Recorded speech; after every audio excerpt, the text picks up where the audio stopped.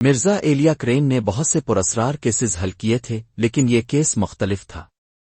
صبح سویرے کال آئی، ایک معروف فزکسٹ ڈاکٹر قریشی یونیورسٹی کی لیبارٹری سے غائب ہو گئے تھے۔ دروازہ بند تھا، کوئی زبردستی داخل نہیں ہوا تھا، اور اس کے جانے کی کوئی سیکیورٹی فوٹیج بھی نہیں تھی، لیکن ڈاکٹر قریشی غائب تھے۔ ان کے پیچھے جو واحد سراغ تھا وہ ایک پراسرار پیغام تھا جو بلیک بورڈ پر لکھا ہوا تھا، وقت ایک دروازہ ہے۔ مرزا ایلیا کرین جائے وقوع پر پہنچے اور اپنی تیز نظر سے ہر چھوٹی سی تفصیل کو دیکھنے لگے۔ لیبارٹری میں کچھ بکھری ہوئی نوٹس اور ایک کپ گرم کافی پڑا تھا جو ابھی تک ٹھنڈا نہیں ہوا تھا۔ ڈاکٹر قریشی بظاہر کسی اہم تجربے میں مصروف تھے جب وہ غائب ہو گئے۔ ان کی اسسٹنٹ ایک نروس لڑکی ثنا نے بتایا کہ ڈاکٹر قریشی حالیہ مہینوں میں کوانٹم میکنگز اور نظریاتی وقت کے سفر پر بہت دھیان دے رہے تھے۔ کیا ڈاکٹر قریشی کبھی یہ کہتے تھے کہ وہ محسوس کرتے ہیں کہ کوئی ان کی نگرانی کر رہا ہے یا انہیں دھمکی دی جا رہی ہے؟ مرزا نے اپنی ٹھوڑی پر ہاتھ رکھتے ہوئے سوال کیا۔ ثنا نے تھوڑا رکے پھر کہا، ایسا تو نہیں، لیکن وہ تھوڑے غیر معمولی تھے۔ وہ کہتے تھے کہ وہ ایک ایسی دریافت کے قریب ہیں جو سب کچھ بدل دے گی۔ مرزا نے گہری سانس لی۔ اس کا مطلب ہے کہ یہ صرف غائب ہونے کا معاملہ نہیں ہے۔ وہ بلیک بورڈ پر دوبارہ نظر ڈالتے ہوئے سوچنے لگے۔ یہ ہاتھ کی لکیریں تیز اور غیر ہموار تھیں، گویا ڈاکٹر قریشی نے یہ پیغام پریشانی میں لکھا تھا۔ انہوں نے یہ عبارت اپنے نوٹ بک میں نوٹ کی۔ مرزا ایلیا کرین نے ڈاکٹر قریشی کی نوٹس کا جائزہ لیا۔ صفحات پر پیچیدہ مساواتیں، عجیب آلات کے خاکے اور گزشتہ رات کا ایک جرنل کا اندراج تھا۔ اگر میری حسابات درست ثابت ہوئیں تو کل کا تجربہ میری تھیوری کو ثابت کر دے گا، لیکن مجھے اس کے نتائج کا ڈر ہے۔ یہی تھا جواب، تجربے میں چھپ کر تھا۔ مرزا نے ڈاکٹر قریشی کی اصل تحقیق کو تلاش کیا، ایک آلہ جس کا نام کرونوگیٹ تھا، جو وقت کو قابو کرنے کی صلاحیت کو جانچنے کے لیے ایک پروٹوٹائپ تھا۔ وہ لیبارٹری میں ہی موجود تھا، ایک دائروی فریم جس میں چمکتی ہوئی لائٹس والے کنسول تھے۔ بجلی بند تھی، لیکن ریڈنگ سے ظاہر ہوتا تھا کہ یہ ڈاکٹر قریشی کے غائب ہونے سے کچھ وقت پہلے تک چالو تھا۔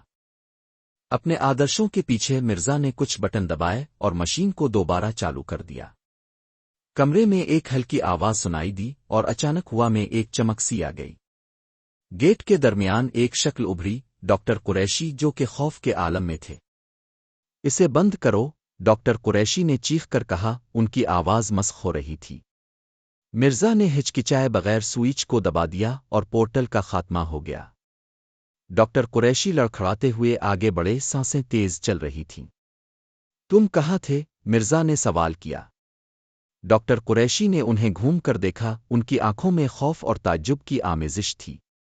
مستقبل میں، وہ سرگوشی کرتے ہوئے بولے، اور ہم اس کے لیے تیار نہیں ہیں۔ مرزا نے سر ہلایا۔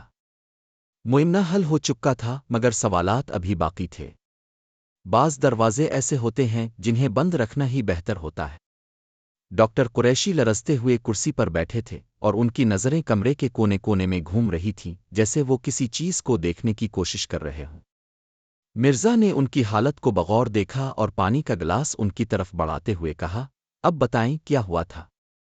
ڈاکٹر قریشی نے گہری سانس لی۔ میں نے کرونوگیٹ چالو کیا، اور جیسے ہی میں نے قدم رکھا میں کسی اور وقت میں تھا۔ یہ کوئی خواب نہیں تھا، میں واقعی وہاں تھا۔ مرزا نے تجسس سے پوچھا، کہاں؟ مستقبل میں۔ مگر یہ وہ مستقبل نہیں تھا جو ہم سوچتے ہیں۔ وہاں ہر چیز بگڑ چکی تھی۔ عمارتیں تباہ، آسمان سرخ، اور کوئی بھی انسان نظر نہیں آ رہا تھا۔ بس سائے تھے، چلتے پھرتے سائے جو مجھے دیکھ رہے تھی۔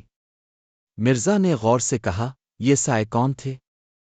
ڈاکٹر قریشی نے اپنے ہاتھوں سے ڈائری نکالی اور ایک صفحہ کھولا جس پر ایک عجیب و غریب علامت بنی تھی۔ یہ نشان میں نے وہاں دیکھا تھا۔ یہ لوگ خود کو ٹائم کیپرز کہتے ہیں، اور وہ مجھے روکنے کے لیے آ رہے ہیں۔ اگلی رات مرزا نے لیبارٹری کے آس پاس غیر معمولی حرکات محسوس کیں۔ اسے لگا کہ کوئی ان کی نگرانی کر رہا ہے۔ ثنا بھی بے چینی محسوس کر رہی تھی۔ کیا ہوا؟ مرزا نے پوچھا۔ ثنا نے دھیرے سے کہا، میں نے کھڑکی کے باہر کسی کو دیکھا تھا، مگر جب میں نے غور کیا کوئی نہیں تھا۔ مرزا نے فوری طور پر سیکیورٹی فوٹیج چیک کی۔ ایک عجیب چیز سامنے آئی، کچھ لمحوں کے لیے کیمرہ جام ہو جاتا اور پھر اچانک وقت تھوڑا سا پیچھے چلا جاتا، جیسے کسی نے وقت میں چھیڑ چھاڑ کی ہو۔ جیسے ہی مرزا نے تجربے کے مزید نوٹس دیکھنا شروع کیے، اسے معلوم ہوا کہ کرونو گیٹ کو بند کرنا ممکن نہیں تھا۔ جیسے ہی مشین چلی تھی، اس نے وقت میں ایک دراڑ پیدا کر دی تھی جو آہستہ آہستہ بڑھ رہی تھی۔ ثنا نے کمپیوٹر پر کچھ کوڈز دیکھتے ہوئے کہا، یہ بہت خطرناک ہے۔ اگر یہ دراڑ مزید کھل گئی تو نہ جانے کیا ہوگا۔ مرزا کو ایک رات خواب میں نظر آیا کہ وہ خود کو کسی اور وقت میں دیکھ رہا ہے، مگر اس کا چہرہ بگڑا ہوا تھا۔ جیسے ہی وہ جاگا، اسے لگا کہ کوئی کمرے میں موجود تھا، مگر وہاں کوئی نہیں تھا۔ مرزا نے ایک اور تجربہ کیا اور اچانک اسے ایک جھلک نظر آئی، وہ خود تھا مگر زخمی اور زمین پر پڑا ہوا تھا۔ کسی نے اسے مارا تھا، مگر کون؟ کیا یہ مستقبل کی سچائی تھی یا محض ایک امکان؟ مرزا اور قریشی نے آخرکار معلوم کر لیا کہ وہ ٹائم کیپرز کون ہیں۔ یہ کوئی عام لوگ نہیں تھے بلکہ وقت کے محافظ تھے، جو یہ نہیں چاہتے تھے کہ کوئی انسان وقت میں چھیڑ چھاڑ کرے۔ ان کا ماننا تھا کہ اگر کرونو گیٹ کھلا رہا تو دنیا تباہ ہو جائے گی۔ مرزا نے ایک منصوبہ بنایا۔ اسے مشین بند کرنی تھی، مگر وہ ٹائم کیپرز ایسا نہیں ہونے دینا چاہتے تھے۔ ایک رات جیسے ہی مرزا نے مشین کے مین کنٹرول تک پہنچنے کی کوشش کی، سائے نمودار ہو گئے۔ وہ بغیر کسی آواز کے حرکت کر رہے تھے، مگر ان کی موجودگی واضح تھی۔ مرزا نے ایک بٹن دبایا اور مشین بند ہونے لگی، مگر ایک زبردست جھٹکا لگا اور وہ بے ہوش ہو گیا۔ جب مرزا کو ہوش آیا، وہ کسی اور جگہ تھا، ایک خالی دنیا بغیر کسی آواز کے۔ یہ کہاں ہوں؟ اس نے خود سے پوچھا۔ تم وقت کے بھنور میں ہو، ایک گونجتی آواز نے کہا۔ تم نے دروازہ بند کر دیا، مگر قیمت ادا کرنی ہوگی۔ قریشی نے آخر کار سمجھ لیا کہ وقت میں سفر کرنا ممکن تو تھا، مگر اس کا نتیجہ صرف تباہی تھا۔ مرزا، تمہیں واپس جانا ہوگا، مگر اس کے لیے کسی کو قربانی دینی ہوگی۔ ثنا نے ایک طریقہ ڈھونڈا، مگر یہ خطرناک تھا۔ قریشی نے خود کو قربان کر کے مرزا کو واپس بھیج دیا اور خود وقت میں ہمیشہ کے لیے کھو گیا۔ مرزا واپس آ چکا تھا، مگر ایک چیز عجیب تھی۔ جب اس نے اپنی گھڑی دیکھی، اس کے مطابق وہ 5 منٹ کے لیے غائب ہوا تھا، مگر حقیقت میں 5 دن گزر چکے تھے۔ ثنا نے کہا، یہ ختم ہو چکا ہے؟ مرزا نے دور دیکھا اور دھیرے سے کہا، شاید نہیں۔ اور بھی مزیدار کہانیاں سننے کے لیے پلیز چینل کو لائک اور سبسکرائب کرنا نہ بھولے۔